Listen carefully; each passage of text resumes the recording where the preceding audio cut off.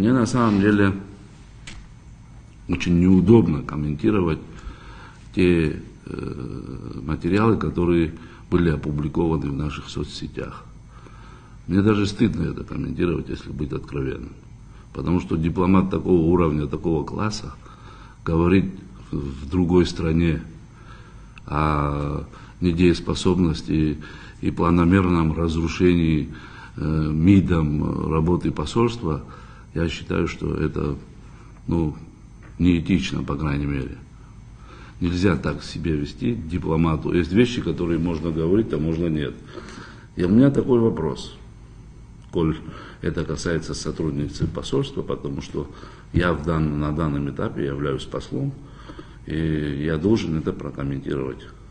Но я думаю, что кто мешал Татьяне Георгиевне, видя, что МИДом проводится целенаправленная работа по развалу работы посольства, это озвучить раньше.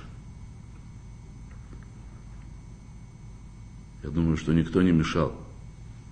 Абсолютно мое убеждение, что это подсказка, но хочу отметить, что неудачная подсказка.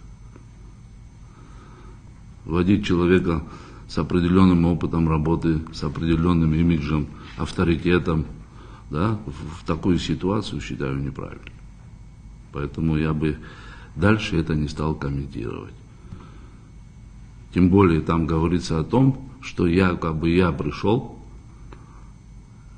и ей сказал, что вы уволены, и я извинялся, покраснел перед ней, и в таком тоне, что я не мог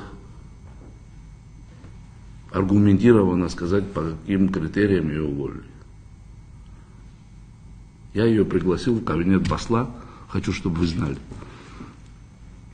и сказал, я родился в традиционной абхазской семье, и сказал по-абхазски, мне неудобно вам говорить, что ваш приказ лежит в посольстве. Но я должен озвучить это вам в лицо и передать этот приказ в руки, потому что с той даты, как этот приказ был оформлен, вам не будет начисляться заработная плата. Видимо, Татьяна Георгиевна меня плохо знает. Я мало где краснею, потому что стараюсь не делать проступков таких, за что краснеть можно было.